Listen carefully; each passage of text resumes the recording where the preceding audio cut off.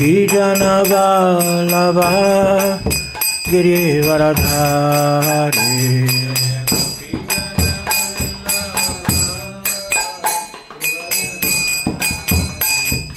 Gopijana-vallabha Girivaradhari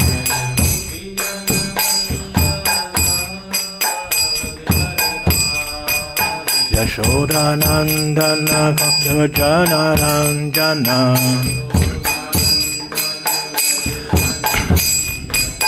Yashodanandana Vraja-jana-ranjana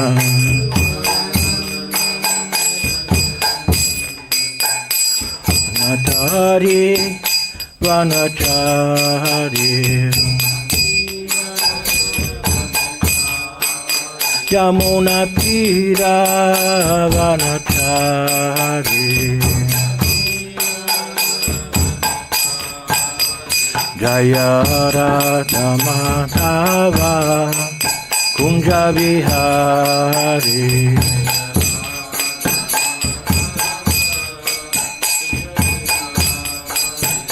Jaya Radha-madhava Kunja Vihari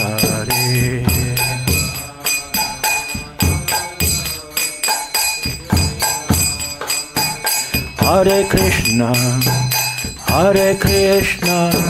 Krishna Krishna Hare Hare Hare Rama Rama Rama Hare Hare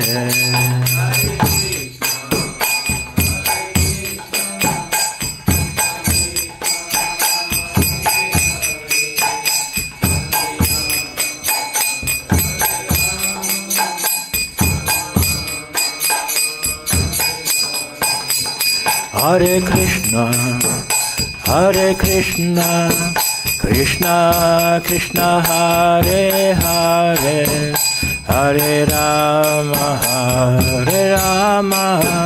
Rama Rama Hare Hare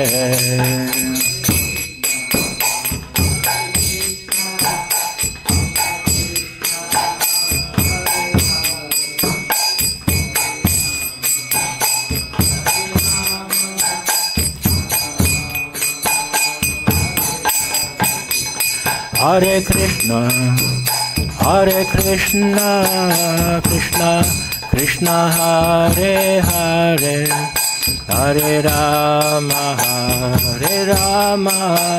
Rama Rama Hare Hare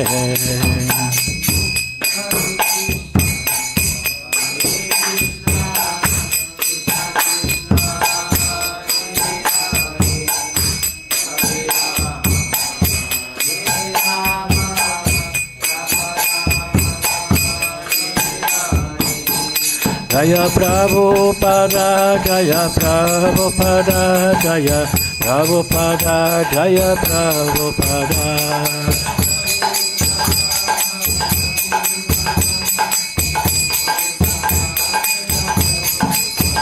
Jaya Prabhupada Jaya Prabhupada Jaya Prabhupada Jaya Prabhupada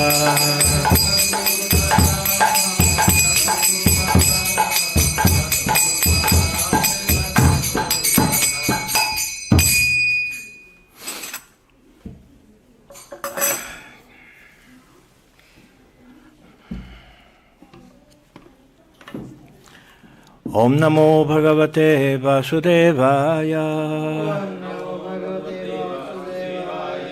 Om Namo Bhagavate Vasudevaya Om Namo Bhagavate Vasudevaya.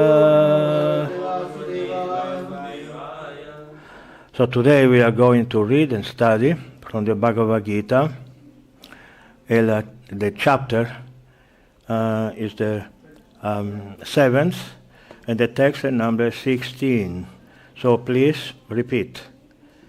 Catur-vidhā bhajante mam janāḥ su-kṛtino Arjuna, artha, jijñāsur, artha-arthī, jñānī, ca, bharatarṣabha, catur-vidhā bhajante mam, janāḥ su-kṛtino rjuna, ārto jijñāsur artha-arthī, jñānī ca bharatarṣabha, catur-vidhā bhajante mam, janāḥ su-kṛtino rjuna,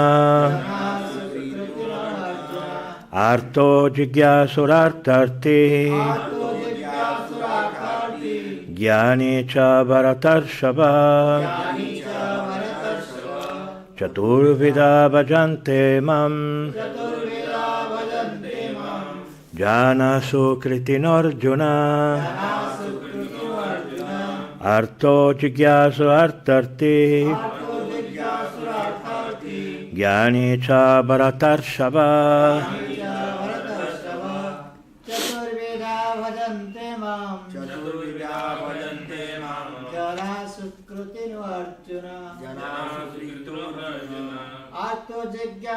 artha-arthī, jñānī ca bharatarṣabha.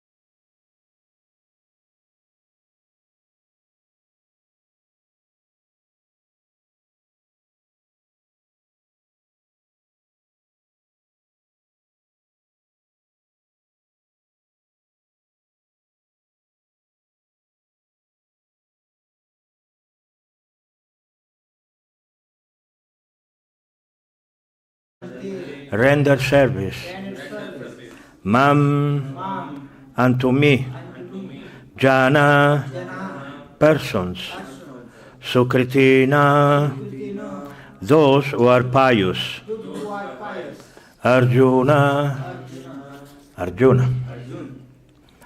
artha, the distressed, jijñāsur, the inquisitive, artha-arthī, one who desires material gain, jñānī, one who knows things, one who knows things as they are, ca, also, bharata-ṛṣabha, O great one amongst the descendants of Bharata. Translation, O best among the Bharatas, 4 kinds of pious men begin to render devotional service unto me: the distressed, the desire of wealth, the inquisitive, and he who is searching for knowledge of the Absolute. The following purport was written by His Divine Grace as Bhakti-vedanta Swami Prabhupada. Unlike the miscreants, these are adherents of the regulative principles of the scriptures, and they are called su-kṛtino, although obey the rules and regulations of scriptures, the moral and social laws, and are more or less devoted to the Supreme Lord. Out of these, there are 4 classes of men: those who are sometimes distressed, those who are in need of money, those who are sometimes inquisitive, and those who are sometimes searching after knowledge of the absolute truth. These persons come to the Supreme Lord for devotional service under different conditions. These are not pure devotees because they have some aspiration to fulfill in exchange for devotional service. Pure devotional service is without aspiration and without desire for material profit. The Bhakti-rasāmṛta-sindhu 1.1.11 defines pure devotion thus: Anyabhilashita sunyam jnana karma jnanavritam anukulyana krishna nu shilanam bhaktir uttama. One should render transcendental loving service to the Supreme Lord, Krishna, favorably and without desire for material profit or gain, through fruitive activities or philosophical speculation. That is called pure devotional service. When these four kinds of persons come to the Supreme Lord for devotional service and are completely purified by the association of a pure devotee, they also become pure devotees. As far as the miscreants are concerned, for them devotional service is very difficult, because their lives are selfish, irregular, and without spiritual goals. But even some of them, by chance, when they come in contact with a pure devotee, also become pure devotees. Those who are always busy with fruitive activities come to the Lord in material distress, and at that time associate with pure devotees and become, in their distress, devotees of the Lord. Those who are simply frustrated also come sometimes to associate with the pure devotees and become inquisitive to know about God. Similarly, when the dry philosophers are frustrated in every field of knowledge, they sometimes want to learn of God, and they come to the Supreme Lord to render devotional service, and thus transcend knowledge of the impersonal Brahman and the localized Paramatma, and come to the personal conception of Godhead, by the grace of the Supreme Lord or his pure devotee. On the whole, when the distressed, the inquisitive, the seekers of knowledge, and those who are in need of money are free from all material desires, and when they fully understand that material renunciation has nothing to do with spiritual improvement, they become pure devotees. As long as such a purified stage is not attained, devotees in transcendental service to the Lord are tainted with fruitive activities, the search for mundane knowledge, etc. So one is to transcend all this before one can come to the stage of pure devotional service. Catur-vidhā bhajante mam janāḥ su-kṛtino Arjuna ārto jijñāsur artha-arthī jñānī ca bharatarṣabha. O best among the Bharatas, four kinds of pious men begin to render devotional service unto me: the distressed, the desire of wealth, the inquisitive, and who is searching for knowledge of the Absolute. Namah Vishnupadaya Krishna Prestaya Bhutale Srimate Bhakti-vedanta Swamini Iti Namine Namaste Sarasvati Deve Gauravani Pracharyane Nirvishesha Shunyavadi Paschatya Deshatarine. Hare Krishna to all the devotees. First of all, I want to, not many, but thank you very much if you came. This is my first class in English here in Vrindavan after so many years, and thank you for the opportunity to say something about Krishna. There is a very nice verse, the Srimad Bhagavatam, who says that that anyone who wants liberation from the material world or devotional service, and we are going to say something about different stages of devotional service, is always willing to hear the virtuous glories of the Lord. The virtuous glory of the Lord does not mean only the pastimes. Of course, everyone likes pastimes, but also the name, because without name you cannot understand pastimes. So the name is always number one. You can understand the name without pastimes, but not vice versa. But also philosophy. Philosophy is very important, that's why we have every day classes on Bhagavatam and Bhagavad Gita, and I don't know if you have more classes on other scriptures on daily basis. But this is very important because with philosophy you understand why you are doing what you are doing. So why I am chanting, why I am here in Vrindavan, why I serve the deities, the devotees, etc. Without the philosophy, after a while you don't understand why you are a devotee.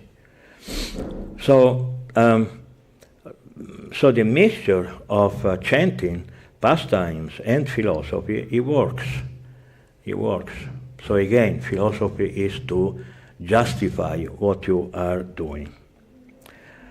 And so the Srimad Bhagavatam, the verse, today's verse, actually begins a few verses that you have already studied. You know, in this chapter, Krishna is giving us knowledge of something before becoming devotees we didn't know. As a young boys and girls, we were questioning ourselves and people. God exists. Of course God exists, because there is no justification why God does not exist. It's way easier to demonstrate, to prove that God, one God must exist, that God does not exist. That's impossible. We as preachers of Krishna consciousness, not in Vrindavan, everybody knows that God exists, everybody knows that Krishna is the Supreme Personality of Godhead, but in the West it's not so clear. Many people in my preaching career, I met uncountable, innumerable people whose first question is, prove me that God exists. Since we are devotee spiritualists, of course we must think that God exists, but people say, prove it to me. If you prove it to me, maybe I can start understanding your philosophy and maybe practicing some of your disciplines. But if you don't prove me that God exists, we cannot proceed. So my answer in the last years, when I was younger, I was answering in a different way, but now, since I became a little tired of repeating the same things, so I say, okay, you prove me that God does not exist. At least we start 50-50 from the same point, at least. Prove me that God does not exist. Well, we don't see it, so God does not exist. What does it mean? You cannot even see what is behind your head. How can you see God? You know? And scientists, they can reproduce life in laboratory. That's a lie. That's an outright lie. What the scientists do, they take life and they manipulate it. They never created a life from nothing. There was always, and they themselves are alive. So even if they could one day reproduce life from nothing, which again is impossible, but they are alive. So the life, the life input is always necessary. So life does not come from death. Life comes from life. There is a very nice book by Srila Prabhupada where he explained this point very nicely. And but if we say you cannot prove that something comes from nothing, you cannot prove it. But I can prove it that something comes from something. So I am in advantage. I can win my discussion because nobody came from nobody. I came from my mother and father. You also came from a mother and father. There is no living entity that came from nothing. There is always some origin of life. So since the life without an alive intervention is impossible, then that means that God must exist. And somebody will say, well, why God must exist? Why life cannot come out by itself? Well, again, prove it. You prove that life doesn't come from the supreme life, the person who is supremely alive. Because life must come from someone who is alive. And life, there is no death inside life, because life is alive. You know? So then, if there is no death within the life, because it's a contradiction in terms, then absolutely we have to deduce that life is eternal. Because if there is no death into life, it means life is eternal. So it means that we always lived, and it is the proving a supreme person behind any life. It is very, very easy. It is very, very easy. But maybe we can talk about that another day. So in this material world, people come when they don't want to be with God. That's what Srila Prabhupada told us that over and over. You are in this material world because you don't want to be with God. Why? Because being God, in your vision, in perfect vision, is very desirable, when actually it is not. It is not. There is a reason why there is only one God. If you allow me a joke, it's like there is only one God because nobody else wants to be God. Only Krishna wants to be God because that's his position. Everybody else wants to be servant because being servant is better than being God. Because when you loving someone else is superior than being loved. Anyone who had a wife or a friend understands this human, which is also a divine psychology, that being loved is better than love. Because when you love, you don't know if the other will love you back. But when you love, then that is enough. You don't need to be loved back when you love. But when you are the person loved, and you love somebody else, and that person must reciprocate, or you don't feel satisfied. That's human psychology. Anyone will tell you. You know, that's very easy to understand.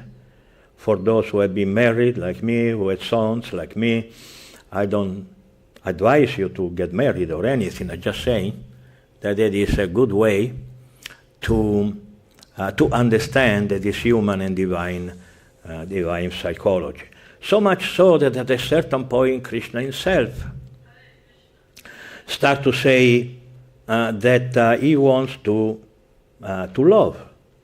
Of course, as a person loved, as a Purusha, he can love, but it's not the same thing. Because a Purusha is not a psychological setup to love, as much as the Prakriti, the ones who are by constitution created to love. It's very intense to love somebody. So Krishna thinks, I want to love, but I cannot because I am the one who is loved. So what to do? And everybody knows the answer. You know, everyone here is a big pandit, you know the answer. And he comes as the greatest devotee.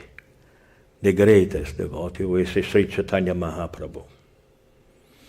And he comes to taste pure devotional service, and at the same time to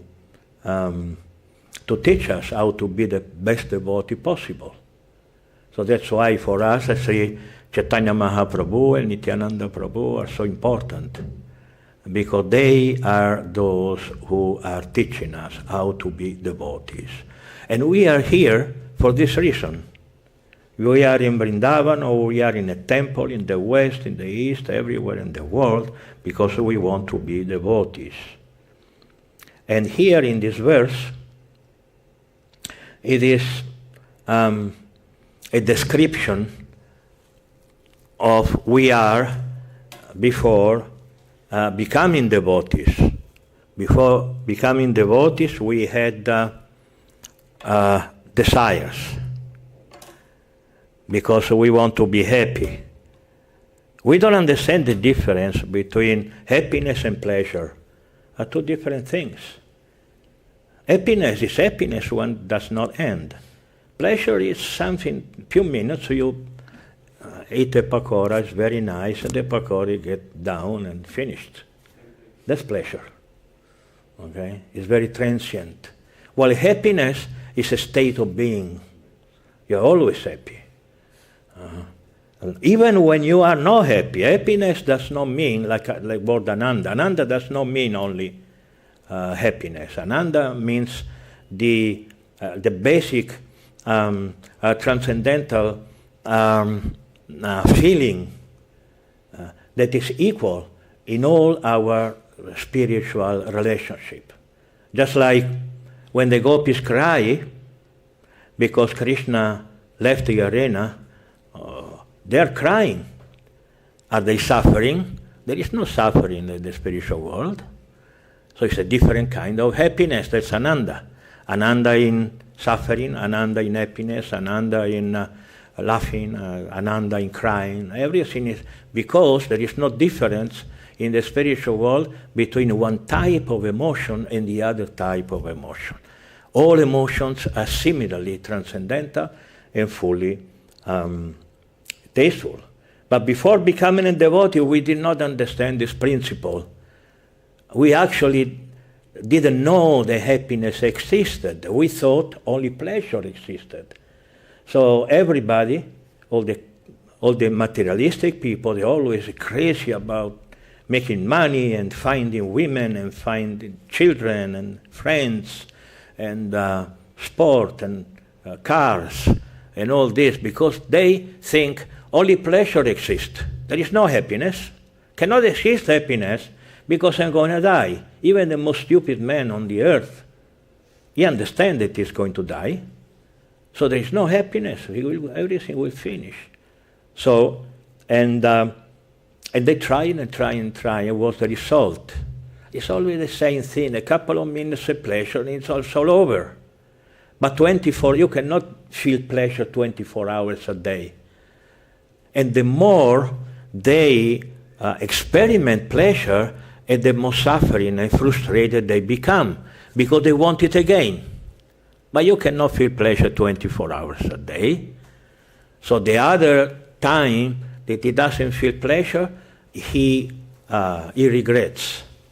And he make big effort to try again, bigger and bigger pleasure, and the bigger the pleasure is, and the more frustrating he becomes when he finishes.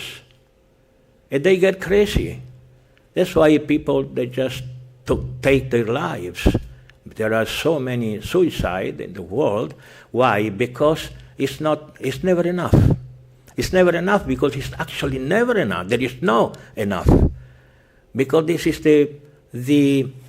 how you say, this is a law of nature. This is how the material world is built up. This material world is built up in such a way that everything we do, everything we feel, everything we have, since at the beginning, will have an end. Just like our life, our body. Birth and then death. The whole world is like this. The whole world. There is no happiness because everything finishes again. So there are different types of men who get to Krishna consciousness, and we, as lifetime preachers, we have seen them all. We have seen people, very poor people, who come to the temple and eat prasadam because we distributed it free of charge. I don't know now, but during Prabhupada times, prasada was free for everybody. Actually, Prabhupada said, that prasada should never be paid, unless you go to the MVT restaurant, of course. Otherwise, the prasada should be given free of charge. And Prabhupada said, within 15 kilometers array of our temple, nobody should starve. Everyone should have prasada. And Srila Prabhupada said, we are a kitchen movement. I remember, and as a young boy, we had a big pot at the entrance of the temple with gulab jamun. And everybody would enter into the temple, there was one scoop, and will take the gulab jamun. Everybody. Very sweet times, you know. And gulab jamun was like, we made so many devotees with gulab jamun. Srila Prabhupada called them ISKCON bullet. You know, you say, and your Maya dies. We made so many devotees with gulab jamun and halava. You know, there was so nice. I would love to see a temple again with a big pot at the entrance of the temple with full of gulab jamun and everybody take. It would be so nice. It could be like going back to the past of our youth. So people come because they don't have money, some of them. And why they don't have money? Because they didn't deserve it. According to our philosophy, there is no victims. You cannot say, oh, I don't have money. Why I don't have money? I'm capable. I'm not stupid. Why I'm not able to make money? But then you don't understand our philosophy. The philosophy is that you cannot fight against your own results. And you did something, and that's why you are getting little money, lot of money, health, or disease. There is nothing you can do. Of course, you can come to Krishna consciousness, or you can study the Vedas and understand how to change your karma or project another karma in the future. But nobody should complain that, oh God, why you are doing this to me? Because he's not doing this to you. You did it to yourself. This is called law of karma. And when we understand this philosophical principle, then our life becomes peaceful. Because you accept it. Yes, I am, you know, that's what I did. Nobody is. I am not a victim. This is the first type of person. And then those who are distressed. The first type is someone who really doesn't have the money, because man, in its infinite stupidity, has created something called money. And money is not free of charge. It would be nice. You know, the government gives money to everybody. There is no reason why not to give it. I always have thought, how would be a society without having to work for money, but working because this is your duty? So someone told me, oh, nobody will work. I don't think so. I don't think so. There are so many devotees in our movement, all of us. Nobody of us works. No, we are not paid. I've never been paid. I've been preaching since my youth, and nobody gives me 1 cent. So, and I did it only because Srila Prabhupada told us to do it.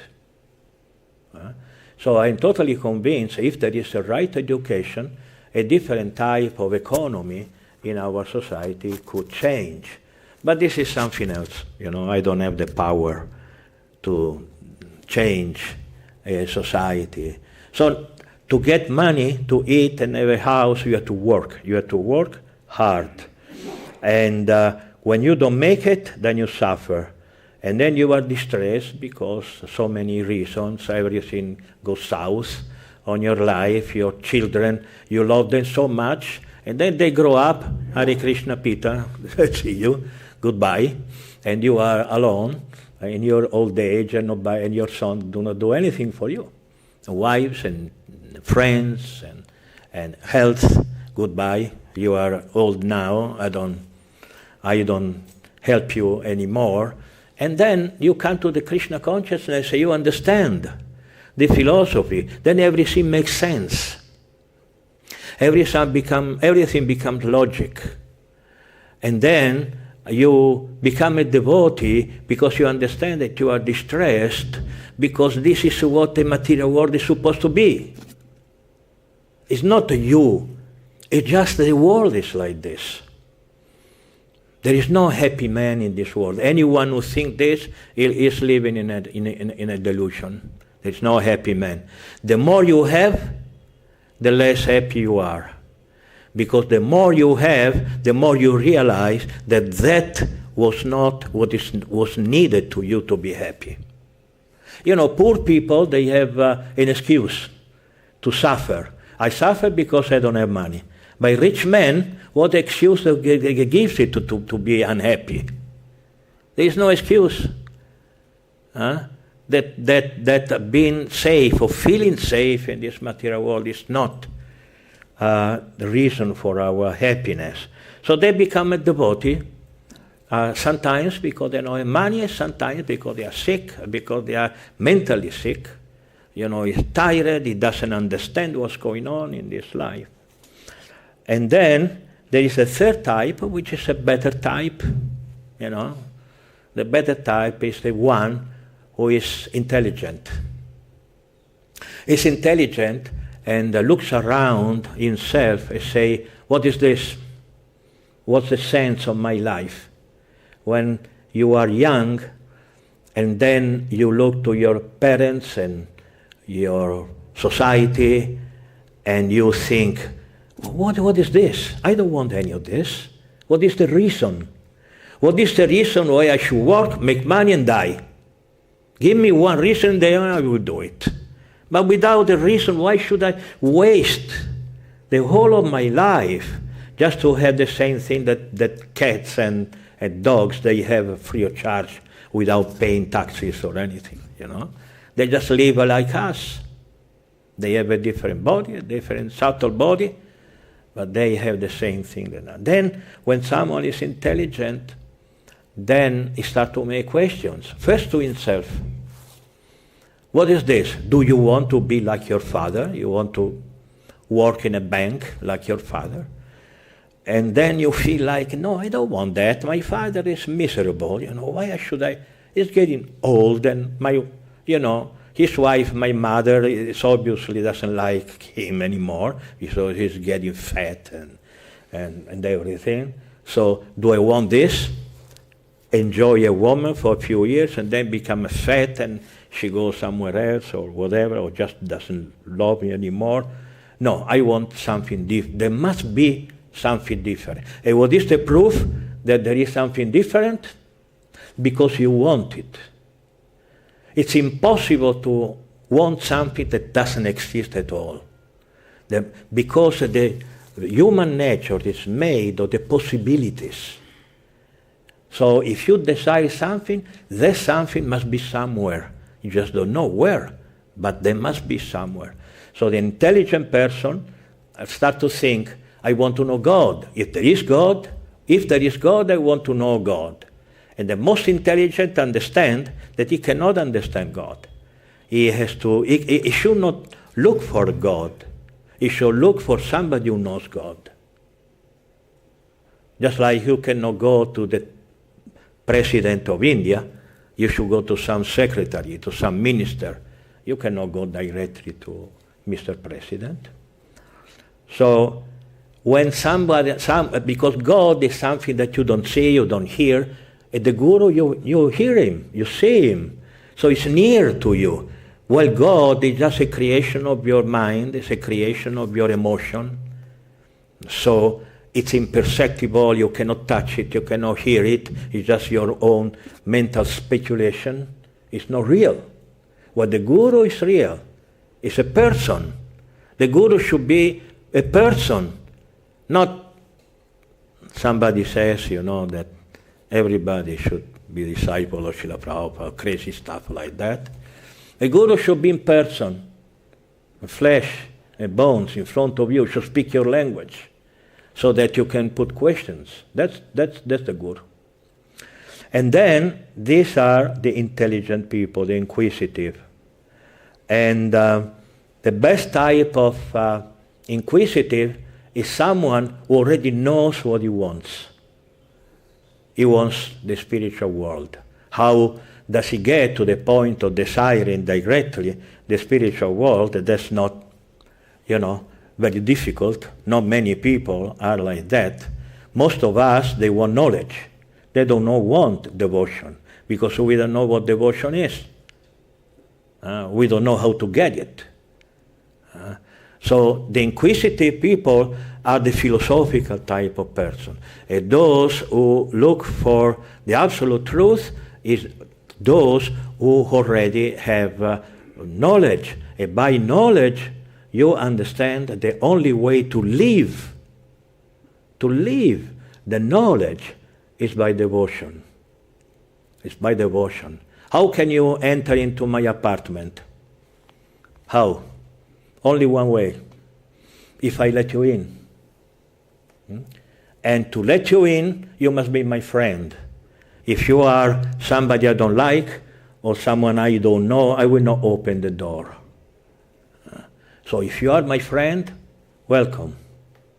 If you are not, come tomorrow, come another day. So devotion is making friendship with God, with Krishna. It's the only way we can get back to the spiritual world, because He is the only one who let us in. We cannot go in the spiritual world telling Him, I did a lot of karma, I have a lot of money, or, I'm a big yogi, I have powers, I can fly, I can do so many things. And Krishna say, I'm a Yogeshvara, I have all your powers multiplied by 1 billion. You don't impress me. Oh, I have a lot of money. I have more than you. The whole universe is mine. I created. You cannot go to Krishna trying to impress Him. You have to make it such a way that He loves you. And how be loved to Krishna? By service. Krishna, I want to do this for you. How do you please your friend or wife or husband? How do you do it? You give him something. No? You give her something. And she says, oh, thank you very much. You have been very kind to me. So the same with Krishna. You have to give Him something. And He says, oh, thank you very much. No, I'm not thanking you for what you are giving me. I'm thanking you because you are giving me. Because you have this desire to give. And that is bhakti. And bhakti becomes prema one day. Bhakti and prema are not the same thing.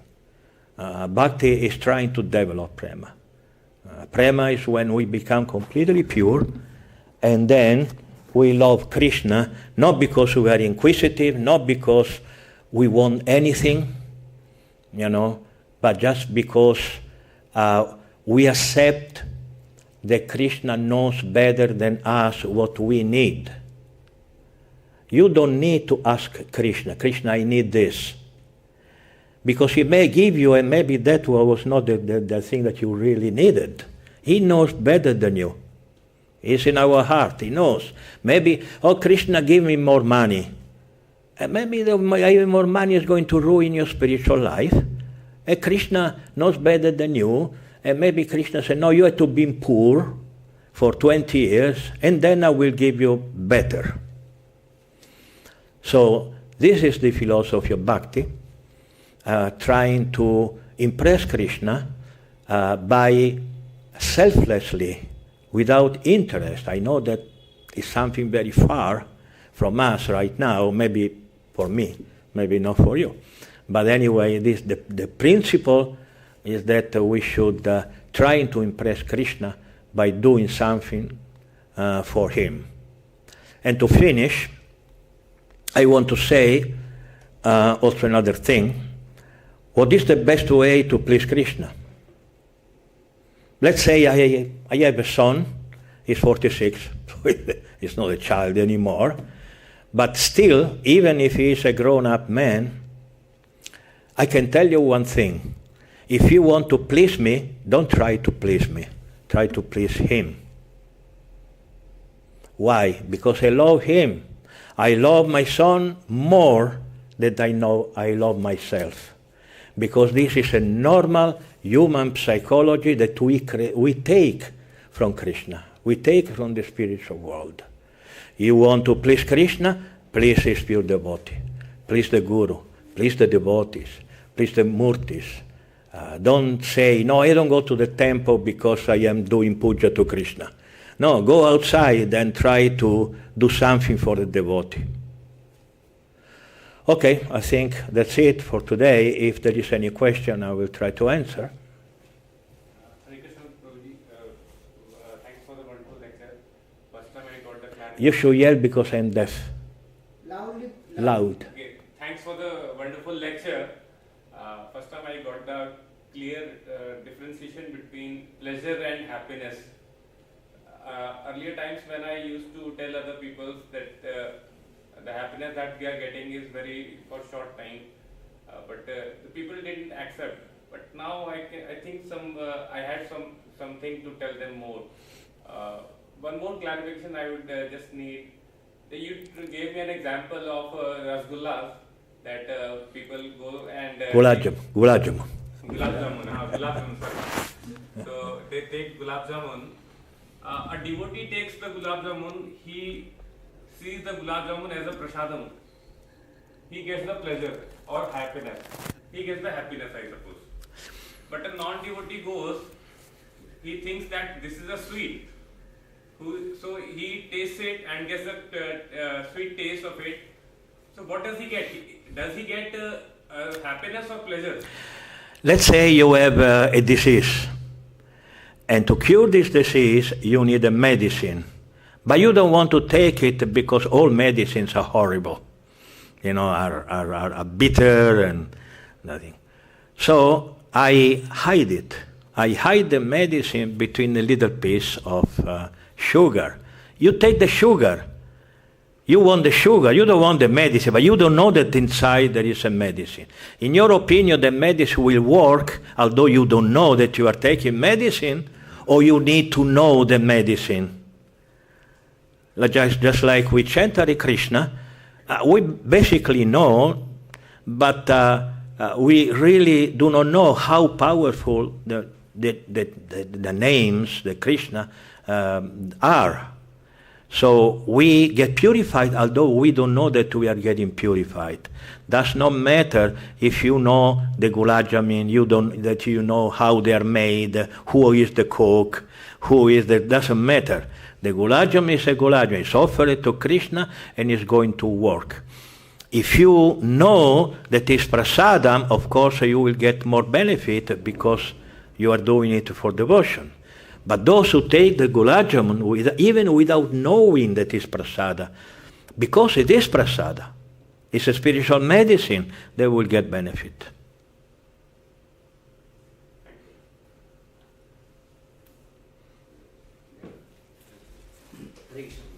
Hare Krishna. Thanks for the wonderful class. And as you were saying that you don't work, you don't work like you depend on Krishna. You are doing the preaching work yourself. You're not working for money. You are just doing the preaching work. And I, being the Garestha, I'm now 58 years old, and I feel like sometimes yes, it's time up for me to also to give up, do attachments, other things. But still I'm getting involved, because children's getting married and other things that is keep coming. So how should I, what can you guide me, what exactly I should be like? Because I do some work also, Yes. So to give a personal advices is very dangerous because I don't know you. Maybe I will give an advice that is bad for you. Maybe it's good for him, it's not good for you. I should know exactly your situation, your children, your wife, etc. Because in the beginning of our movement, everybody was taking sannyas, so many sannyasis. Even devotees who were married, they just took sannyas. So after Srila Prabhupada said, no, we don't do that anymore. And now, if you want to take sannyas, your wife has to sign a paper. So,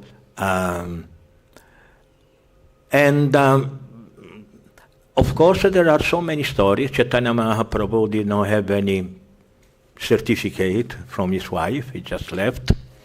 And at the same time, we had the example of Srila Raghunadas Goswami, who wanted to leave the family. Chaitanya Mahaprabhu told him, no, not yet. He was married, and his parents loved him so much. So it is very subjective. It's very subjective, and you should have somebody who knows you to give you the right advice. And because any advice can be good or bad. And when the advice is bad, it's bad. And I get the karma and I don't want it. So, but one thing, there is no doubt that you can do, just meditate on renunciation in your heart. You think, like you close the eyes. I see many devotees closing the eyes in front of the deities. Oh, please. Why you should close the eyes in front of the deities? But if you are in the middle of the city, close your eyes and meditate. So, and you meditate just like Sanatana Goswami was doing, I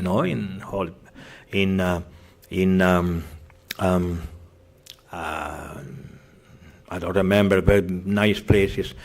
He meditated in cooking, and his meditation was real, although it wasn't physically real, and he even burned by touching the hot milk in meditation. He burned his finger. So that happened in Bharatarṣabha and happened also in the other place below Nandagram. What's the place?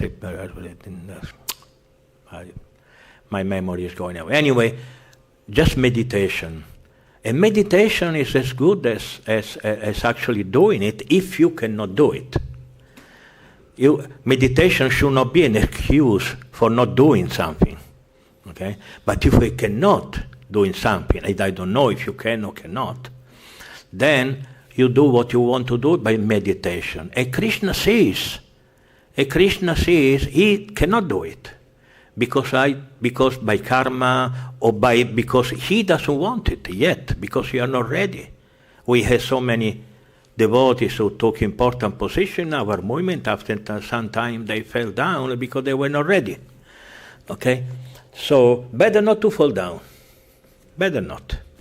So if you do it in meditation, you can fall down, touch in time, nothing happens, but you do something like leaving your family and then you regret it.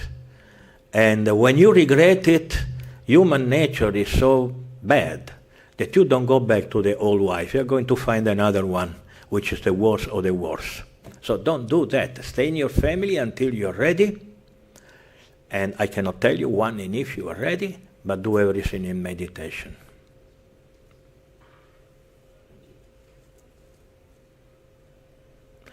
Okay, anything else? Then thank you very much. I remember to be invited by Mataji Parvati at the Prabhupada house many years ago. And then I didn't come back in Vrindavan for many years. Thank you very much for giving me this opportunity for Krishna Katha. Hare Krishna, Srila Prabhupada ki jai.